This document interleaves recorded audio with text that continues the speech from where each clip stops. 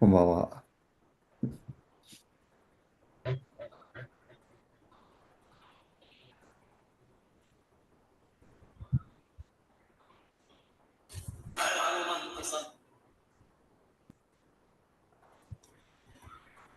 Yes, sir. We are live.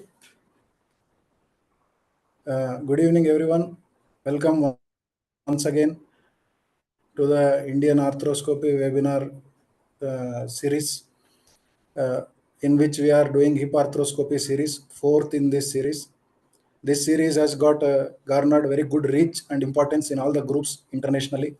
Today, we have with us Dr. Pratmesh Jain sir from Ahmedabad, who is the senior most arthroscopy and arthroplasty surgeon. Along with him, Dr. Sesinder sir, senior arthroscopy surgeon and hip arthroscopy specialist from Pondicherry, India, to moderate the today's session. Now I would like to hand over the proceedings to Dr. Sesinder sir. Over to you, sir. Thank you, Naresh. I should congratulate the Indian Arthroscopy Society for this wonderful initiative.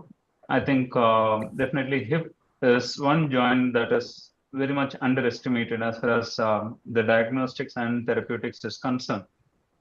Thanks for this for Indian Arthroscopy Society, Dr. Rajiv Raman and Naresh.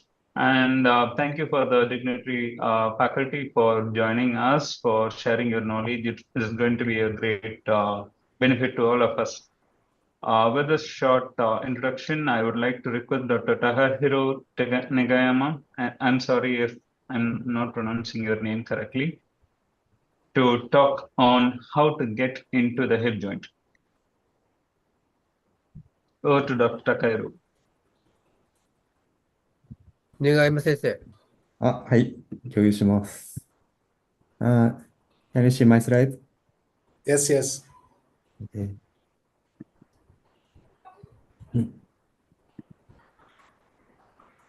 I'm Takahiro Negayama from Wakamatsu Hospital, UOH, Japan. I'm gonna talk about how to get into the joint. Today's agenda: introduction, portal placement, anterolateral portal, mid-anterior portal, and intra-articular evaluation. Establishing the introductory viewing portal is a key step in hip arthroscopy. Most hip arthroscopists initially gain access to the central compartment of the hip through the anterolateral portal.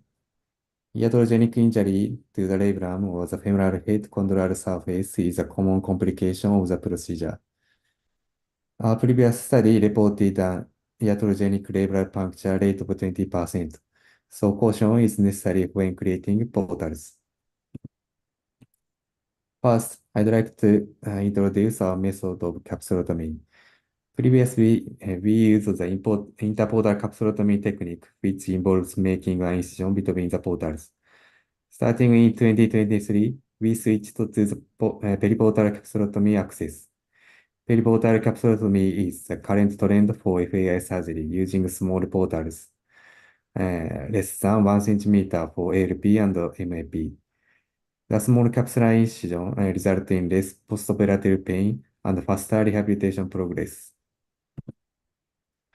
We selected 9 patients who underwent bilateral hip arthroscopic surgery. One side was performed by interportal capsulotomy, and the other by periportal capsulotomy. Visual analog scale score was measured at 1, 3, and 7 days postoperatively. There was a significant difference between the interportal and periportal groups at 7 days postoperatively. Periportal capsulotomy improved postoperative pain more quickly. Next, I'll discuss portal placement. First, the greater trochanter is marked by palpating it, and then a line connecting ASIS and patella is drawn, which is defined as line A. Don't create portals inside this line due to the risk of vascular and nerve damage. The LP is made 1 cm superior and anterior to the greater trochanter. Next, I will explain the location of the MAP. A line connecting the ASIS and the patella and a line perpendicular to the ALP were drawn. A line, dotted line, parallel to line A through the midpoint of line B is drawn. Make a MAP at the position where ALP, the red point, and MAP form an isosceles triangle. Next step is to make the ALP. Under fluoroscopy guidance, aiming at the distal part of the radiolucent clear space to avoid the labrum. The spinal needle is placed into the joint. As the needle is inserted into the joint, the resistance at the needle tip decreases. It is then inserted into the joint until it contacts the medial wall of the acetabulum. The labrum lies within this space but is not visualized radiographically and is therefore is at risk. After air is introduced into the joint, the needle is moved back and forth to ensure that it is not pierced into the labrum. Try not to bend needles and guide wires. If they remain bent, higher risk of broken. When a cannula is inserted, only the inner barrel of the cannula is inserted first, and once it is removed, the inner barrel and cannula are inserted. Because of the stiffness of the joint capsule, gradual dilation is easier for the cannula to enter the joint. The cannula was inserted away from the femoral head to avoid cartilage damage. Next step is mid-anterior portal. A 70-degree scope is then inserted into the hip. It is important to visualize the capsular triangle between the labrum and the femoral head. A portal is created with the needle, guide wire, and cannula in that order, and care was taken to avoid cartilage damage. If the needle cannot enter the joint, fluoroscopy should be utilized to confirm. From MAP viewing, RF device can be used to dilate ALP. ALP became wider to 2 RF device widths approximately 8 mm, extending to the outer layer of the joint capsule. Care is taken not to let the portal exceed 1 cm or to connect the ALP and MAP. After the portal was widened, a cannula was inserted to access the joint easily.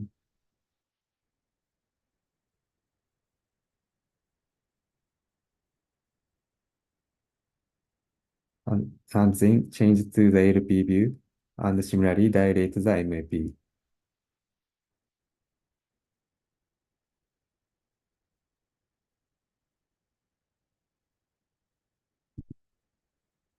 And next is intra-articular evaluation. Both acetabulum and femoral head are evaluated for zone 1 to 6 using the ICRS classification. I'm looking at zone 1 right now.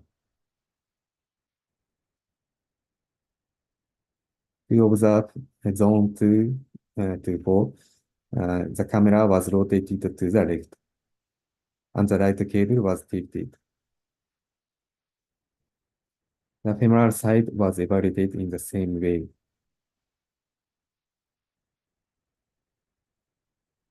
From MAP viewing, zone 5, 6, and the cochlear fossa can be evaluated.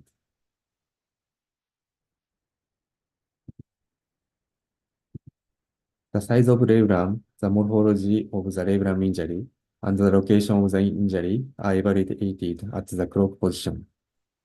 Cartilage delamination is evaluated using the Mahon classification. Cochlear fossa and ligamentum teres status is also evaluated. Mahon classification is a useful method for evaluating chondral region of the acetabulum. Mahon classifies chondral region as softening, bug, pocket, flat, or exposed bone. This is a summary of today's presentation. Periportal capsulotomy access is the current trend for FAI surgery, resulting in less post-operative pain and faster rehabilitation compared to interportal capsulotomy. Careful portal placement is important to avoid iatrogenic injury to the labrum or cartilage. Annular insertion can help ensure easy access to the joint. The femoral head and labrum are systematically evaluated using the ICRS and Mahon classifications to accurately assess the severity and location of injury. Thank you for your attention.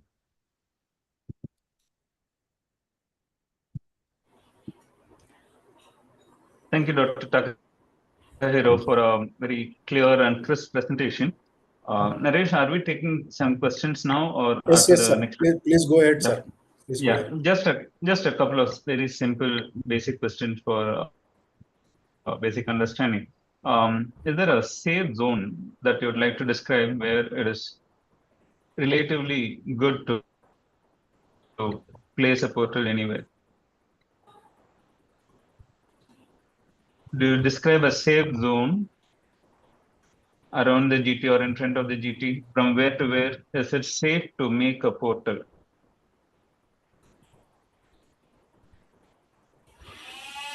Nega-chan.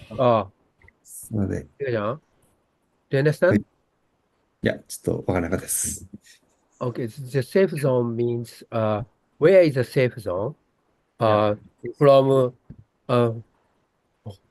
from house size from greater trochanter to anterolateral portal, and also where is the safe zone? Just mention where is the safe zone. Can you show your slide once again?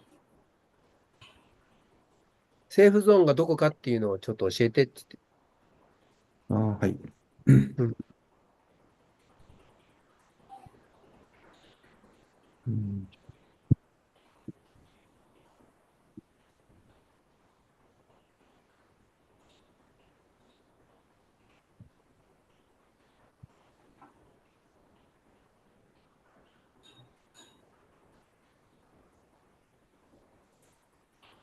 Can you explain the safe zone? Yes. This is ASIS and this is patella, and draw a line connecting ASIS and patella, and don't create portals inside this line to avoid vascular and nerve injury. Yep, thank you. So we can take it like anywhere from the ASAS lateral to the vertical line from the ASAS up to the GT is safe, and with the exception of having the possibility of making the posterolateral portal behind the greater trochanter. Okay. Another question. I think you use a central first access for your hip arthroscopy.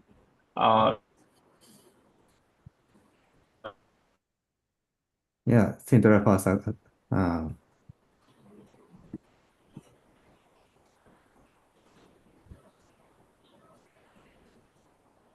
Hello?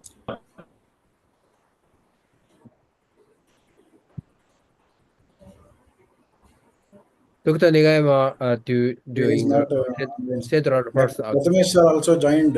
Welcome, Dr. Prathamesh sir. Sir, would you like to ask any questions? It was Please a very go. nice presentation. So I would like to clarify again, they have described, but how is the periportal arthrotomy different from an interportal capsulotomy? Difference between interportal and periportal Professor. capsulotomy. Okay. Interportal capsulotomy is Professor, please clarify, Professor. Nigga-chan, what is the difference between the periportal capsulotomy access and interportal capsulotomy? Yes. Interpolar capsulotomy is cut the capsule between the ALP and MAP. And periportal capsulotomy is small capsulotomy, less than 1 centimeter for MAP and ALP. Interportal capsulotomy cut this at here to here.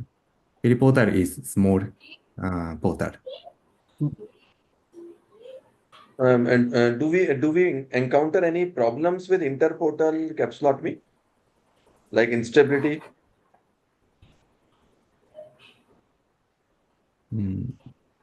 じゃあ、いいですか？ちょっとわかんなかったです。インターポータルキャプスロトミーをしたら何か問題があるんですか？ Interpodal capsulotomy may cause joint instability and postoperative pain. Can you close the slide? Yeah, just one last question, sorry.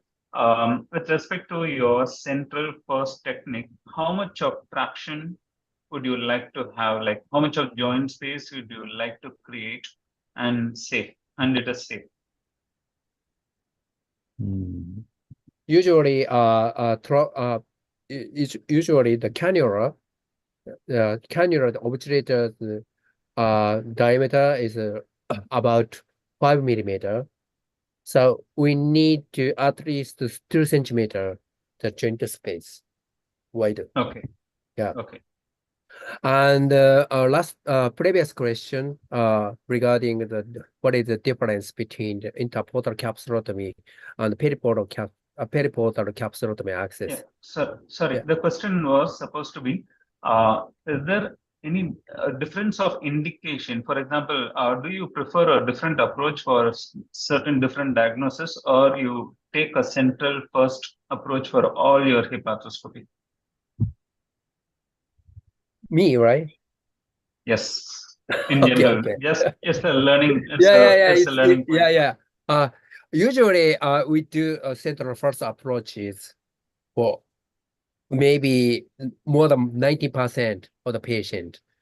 But however, so peripheral first approach like Dr. Michael Dienst, from Germany, doing peripheral first approaches. So we do a peripheral first approach for excessive pincer type of impingement.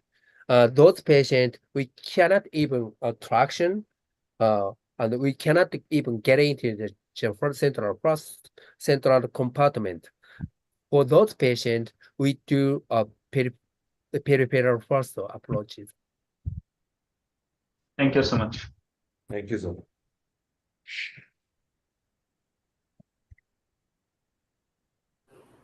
Okay. Can we go ahead with the second presentation by Dr. Sure. Sashi Nichida Yes. on labral management, repair, reconstruction, and augmentation? Can you see my slide? Yes, clear. Yes, sir, we can see your slides. Yeah, perfect.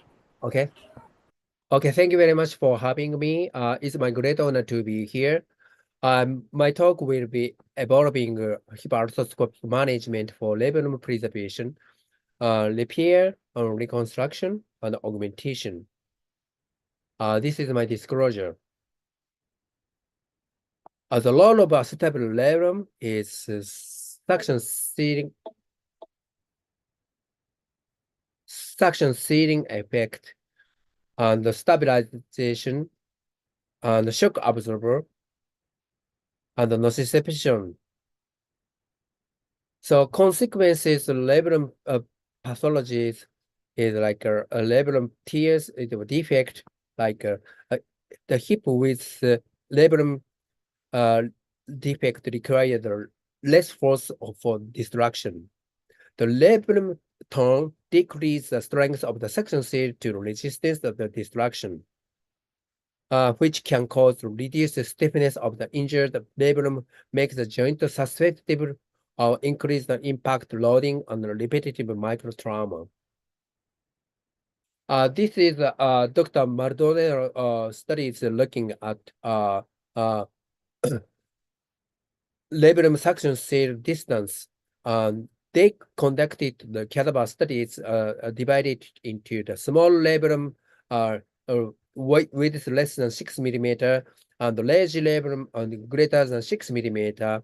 They found reconstructed labrum greater than 6.5 millimeter can have a better stored destructive availability. And the circumference reconstruction model. So the goal surgical management of labrum preservation is labrum repair or augmentation or reconstruction can restore the hip fluid seal mechanism. And the labrum development does not restore anatomical relationship and worsen hip joint biomechanical function. You can see here this movie showing a great function of the leg suction sealing for the labrum, and even the reconstruction seal, they maintain labrum suction sealing. So joint fluid provide the nutrient of the articular chondrocyte, and the sealing mechanism of the maintains a hydrostatic joint pressure, which affect load distribution, and provide joint stabilization and the proper joint dysfunction, the joint function. And this is a mid-term clinical outcome for labrum repair versus debridement of prospective registry data. They found 55% of the labrum debridement and 45% of the labrum repair group. Both groups significantly IHOT12 and EQ5D groups post-operatively improved. However, there are no significant difference of PROMs between both groups. This is also a mid-term clinical outcome for labrum repair versus debridement systematic review. They compare 364 patients with repair versus 318 patients with debridement in 7 studies. They found improved PROMS was observed in all studies at minimum 5 years follow-up, but reduced rate of the THA and revision is reduced in labrum repair group. This is our studies looking at the decision, clinical outcome, the radiographic projector for worsen clinical outcome. And so this is the algorithms. Initial arthroscopy for we met torn labrum and unstable, repair labrum or severe degenerative and flayed labrum and the labrum ossification of flattened labrum. We do reconstruction. If we see the viable tissue of the labrum, we try to repair first, and it failed or poor repair, we do our reconstruction. This is our algorithm. And we compare the labrum repair and the reconstruction. We found no significant difference of PROMs between the both groups. And also we found a risk factor for unsalvageable labrum in FAI is age older than 45 years old, BMI greater than 23.1, and VCA, the anterior center edge angle on false profile is greater than 36 degrees, or lateral center edge angle greater than 36 degrees. This is a mid-term clinical outcome of the reconstruction group of the systematic review. they found 182 hips undergoing reconstruction with minimum 5 years follow-up. Improved PROS was observed in all studies at minimum 5 years or follow-up, and the rate of revision arthroscopic ranged from 4.8% to 30.3%, and the conversion to THA ranged from 1.6% to 27%. So when to perform the labrum augmentation? Augmentation is a little bit different from reconstruction. So remaining labrum is inadequate to restore the hip suction seal mechanism. So however, viable remnant of labrum circumfiber is, if the present, we try to augmentation, which means remain viable remnant and put the reconstruction growth just behind the viable remnants. The graft has several roles: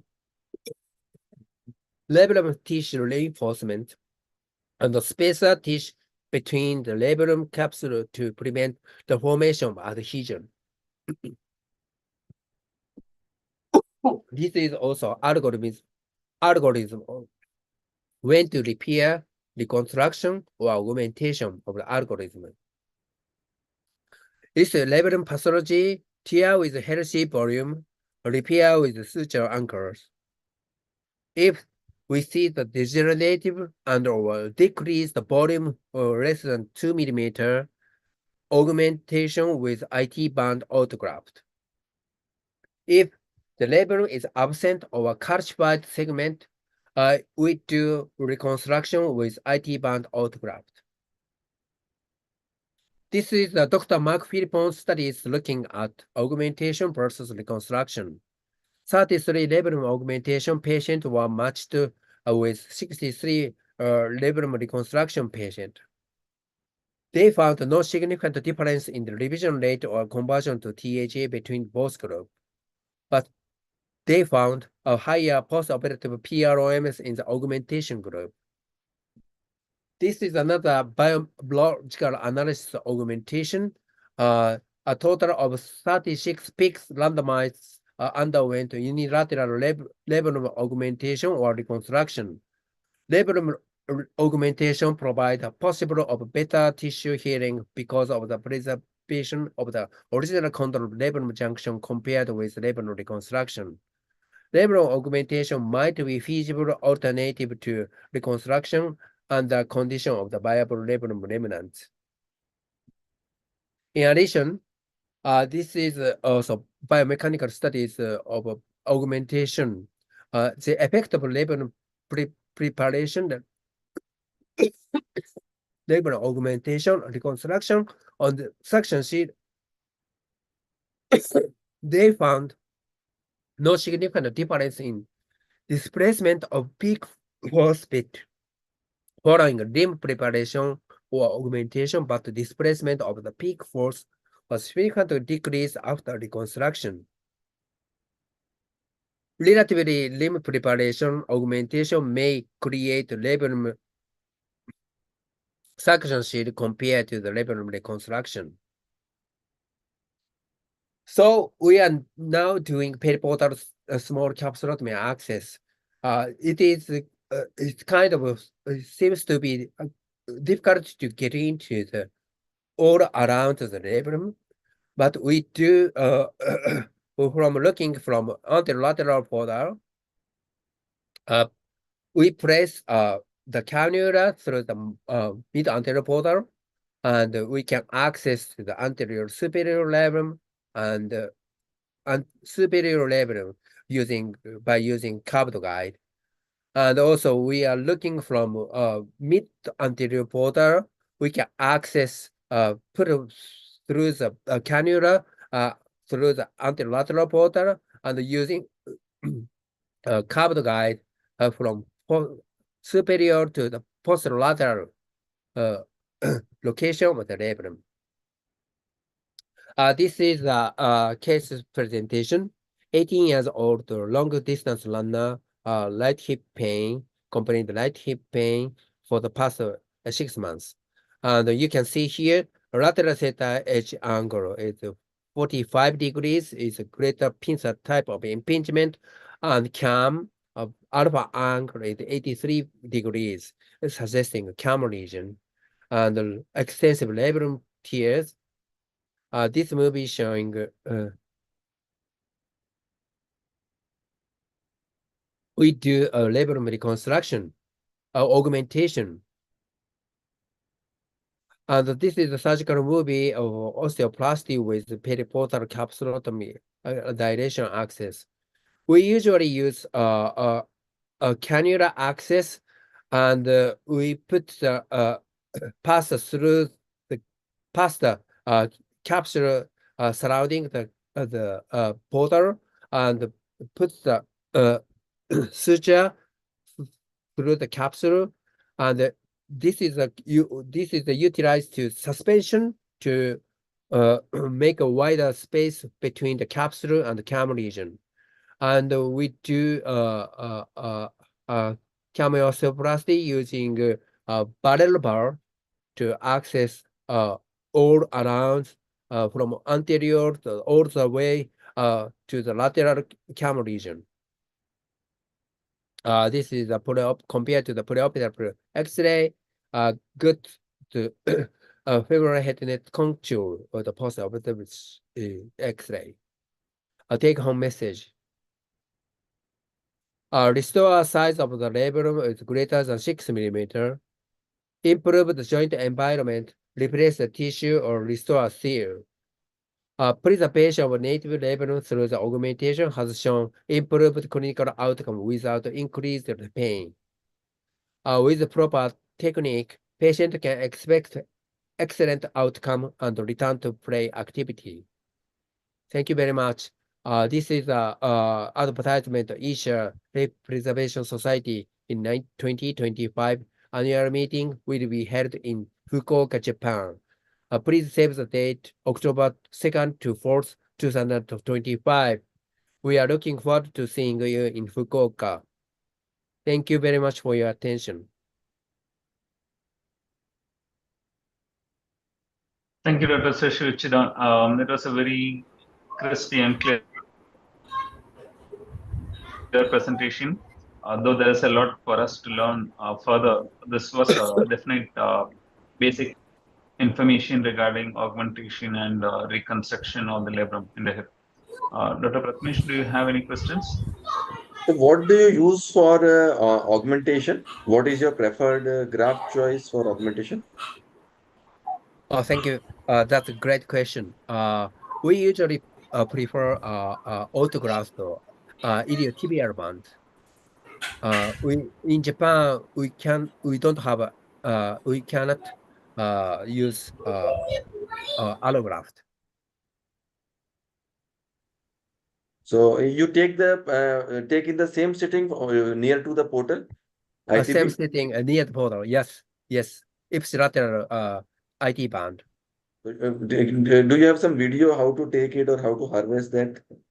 Can you show us? We now we don't have a video. Okay, Maybe not next an issue. time we're gonna show you. Yes, Thank you. yes, Sorry yes, about that. pleasure. Thank you. Yeah. Do you stitch that to the existing labrum, or you put suture anchors to the bone? Switch that existing. What do you mean? During the augmentation, I mean, principally, how do you augment it? Like you take additional suture anchors on the sternum and Thank you very much. We first place the suture anchor just behind the remnant labrum first, and then so we usually use a micro lapter or only single suture, one anchor with a single suture, and then we put the pass through the suture through the remnant labrum first, and then we put the mid-anterior portal and the anterolateral portal with the cannula, and then mid-anterior portal grab one of the one of the limb of the suture grabs, puts through the mid anterior portal, and another limb of the suture puts through the anterolateral portal. So anterolateral portal suture is the post suture, and then mid anterior portal is puts the suture graft outside the cannula, and then and the suture outside the cannula, and then put the reading. This is a anterolateral suture is a reading suture, and put through the reading the suture the graft, and slide it into the cannula, and then the easy to get the space just behind the labrum, and then tying knot just both end of the graft, and then afterwards also another additional anchor is the mid portion of the graft and the tying knot. So, so totally you have two anchors holding the graft together. Yeah, actually, it depends on the length of the graft.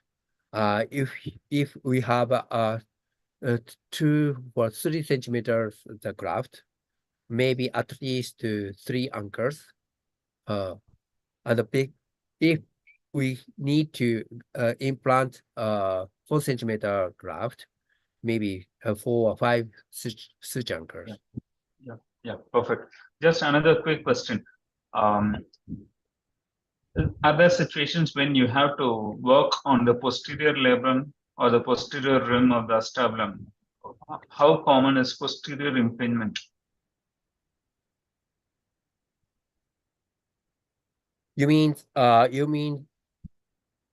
once again? Can you How common is posterior impingement of the hip in your practice? Do you encounter situations when you have to address the posterior impingement? Oh, that's a great question. It's a difficult question. Prepare the posterior labrum? Usually it's the anterior or anterolateral impingement is more common. And the posterior impingement usually is the hypermobile athlete, like a ballet dancer or artistic dancer. Those patients, if they have a posterior over coverage of the socket, they can higher risk of the posterior impingement. But in my practice, it's rare cases. Thank you for asking. Thank you. Naresh, do we have any questions from the audience? Yes, sir. Yes, sir. Professor, we have got a question from YouTube by Dr. Parvez Qureshi. His question is, can we have some insight on dimensions of arthroscope for hip arthroscopy, or it is same as knee and shoulder?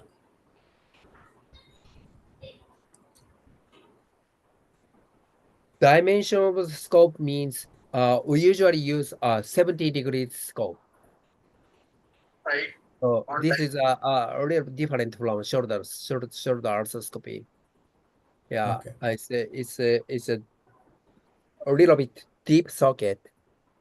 Maybe 70-degree scope for or ideal for central compartment. Okay, sir.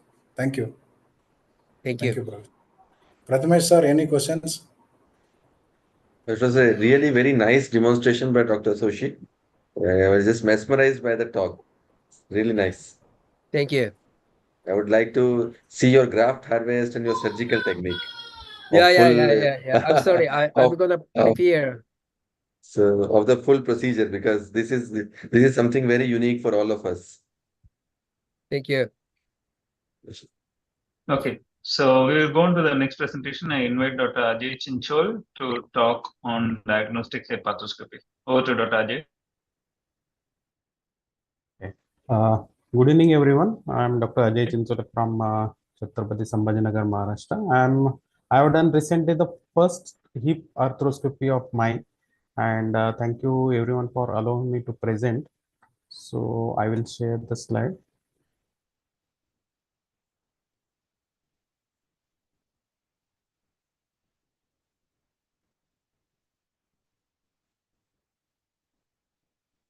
Am I audible? Yes, sir. You are clearly And- audible. And the screen is visible as visible? well. Yes. Yes. Okay. So patient presented with complaints of left hip pain and buttock pain since last 1 year, with a history of trauma 1 year ago. He has a history of fall from bike, pain increases on floor activities and weight bearing. So these are these X-rays, nothing visible on X-rays.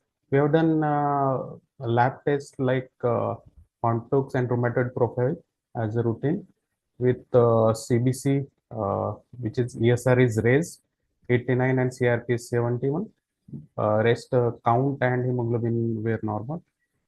His kidney function were normal, but in liver function only alkaline phosphatase was mildly raised. MRI was showing moderate left hip joint diffusion with mild synovial thickening, minimal reactive marrow edema at the left femoral head and neck, no articular erosions, and lymph nodes were enlarged, suggestive of infective or inflammatory synovitis.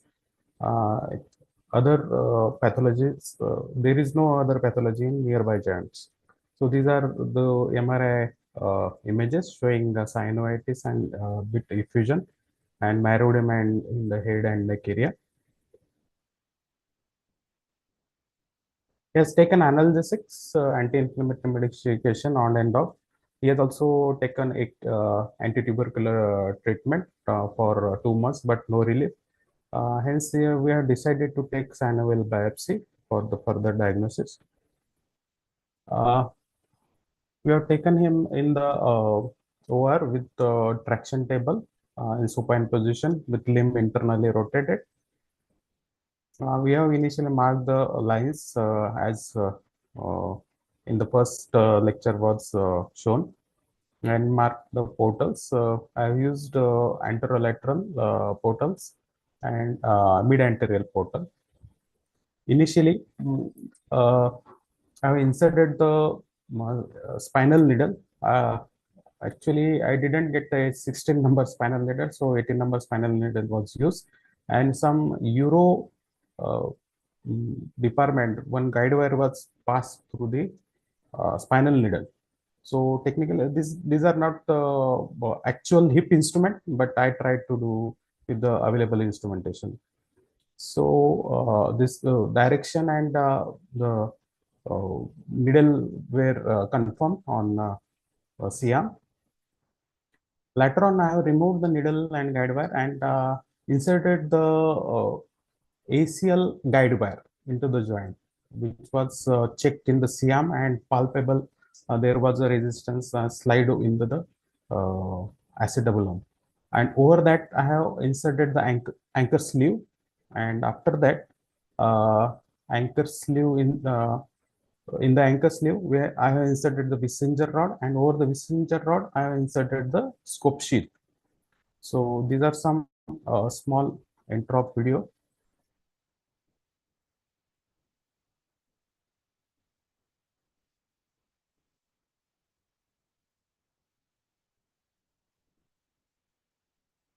So this is the routine ACL guide wire removed after the sheath is inserted, then Wissenger rod.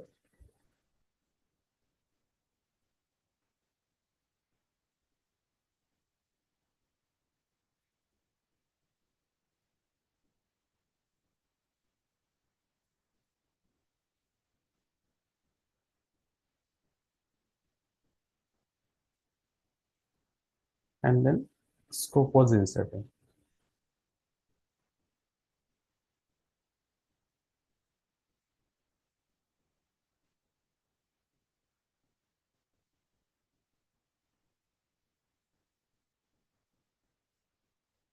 And then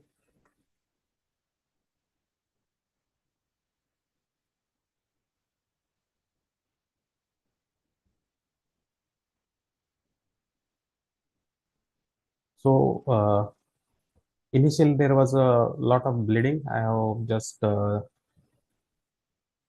given a wash with the syringe through the sheath, and then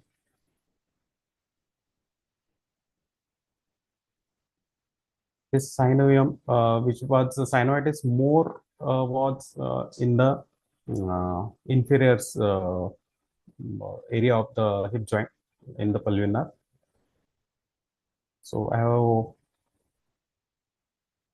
done the synoectomy with the shaver, and after that some RF was used for the coagulation.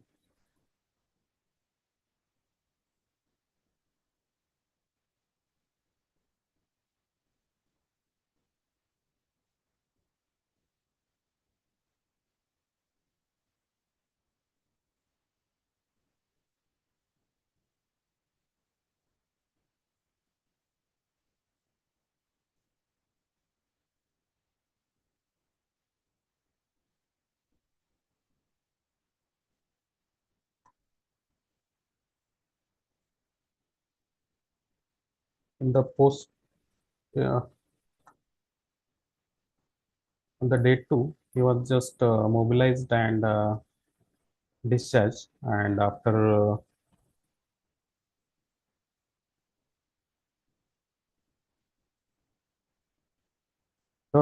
we have sent the sample for culture, which showed no growth, and the histopathology also shows just chronic inflammation, acute and chronic inflammation type picture. There was a one complication encountered in the post-op period. There was a numbness on the genital area for the first 4 to 5 days, and later on it was spontaneously recovered. So, thank you allowing me to share my case.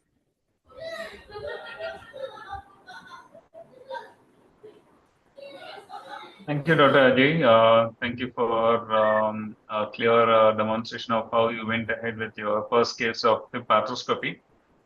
I think the points to possibly the take-home messages for a beginner who wants to start up hip arthroscopy is to make a clear diagnosis, clear indication for the surgery, and to have the correct instrumentation and possibly help or backup True. to help you assist in case of issues.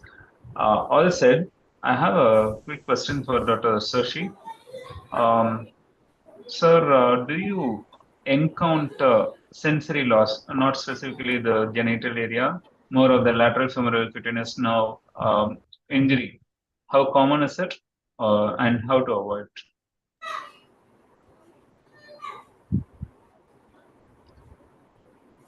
You're muted, sir. I'm sorry, I can't hear you. Sorry, the question is, how common is a post-operative complication of sensory loss in your practice? How to avoid injury to the branches of the lateral femoral cutaneous nerve? Okay, thank you very much. Lateral femoral cutaneous nerve usually located little medial side of the ASIS. So usually the portal location is a little bit far lateral from ASIS position. That is a better way to avoid lateral femoral cutaneous nerves sensory loss. And also, we usually use a postless traction system, which is no perineal post approaches. This is also can avoid pudendal nerve injury. Yep. I think possibly the sensory loss in your patient Ajay was due to pudendal nerve Yes, compression, neuropraxia. Yes, I have used the post, that's why it may be Yeah. there. Yeah. Okay, Dr. Maybe Prathamesh.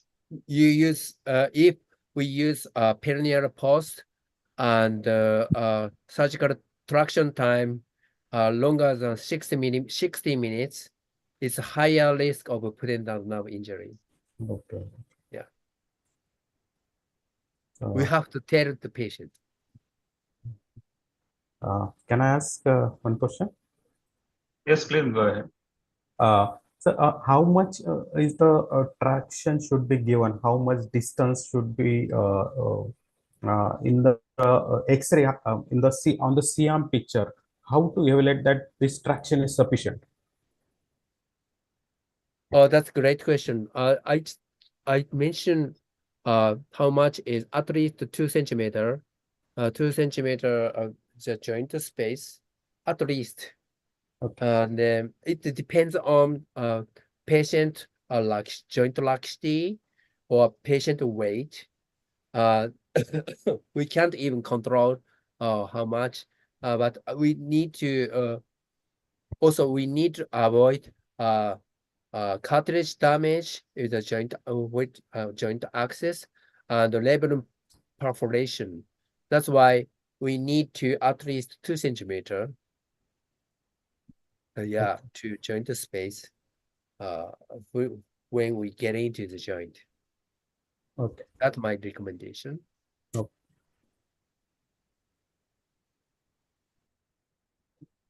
Do we have any other question, Dr. Naresh? No, sir. No, sir.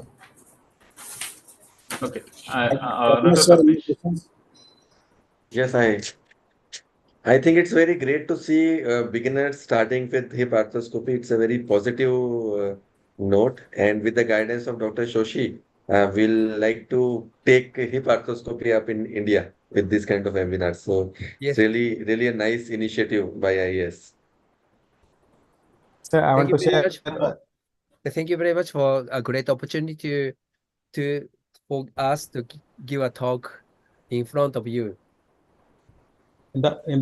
Sir, I want to just share one sentence. I have attended the last webinar also, and luckily I have got this case, and I got the confidence from the last webinar, and so I have planned accordingly and just went through the case. So just I want to share this. Yeah, Due to thank that you. last webinar, I got very much benefited.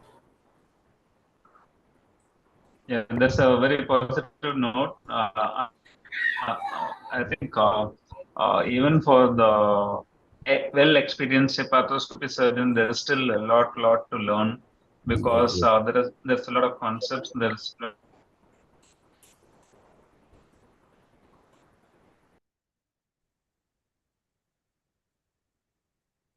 lot of the impingement can happen, and we have to be prepared for the worst. There can be a laboratory which we may have to repair. So it is always, the take-home message for the very beginner should be: don't do a hip arthroscopy if you're not confident in knee, and preferably a shoulder arthroscopy, and always try to have someone backup who can help you in case of trouble so that the patient is not hurt. Okay, so Dr. Sandeep is also here. Dr. Sandeep, you have something to say? No, thank you. It was an excellent webinar. Thank you, Professor Uchida and Professor Nagayama, and excellent case by Dr. Ajay. And nice to see Dr. Sashinder being part of this. Thank you very much. So I think we have one more for having me here. webinar left for this series. Three are there. It's great. Three how are many, there. Naresh? Three are there still, sir. Three. Hello. Three are there still. Yeah, I don't want this to stop. I want this to keep going. I'm not able to hear. Total three are there still. Three. Yeah, sorry. We'll try to make it. We can try to make it 30 instead of 3.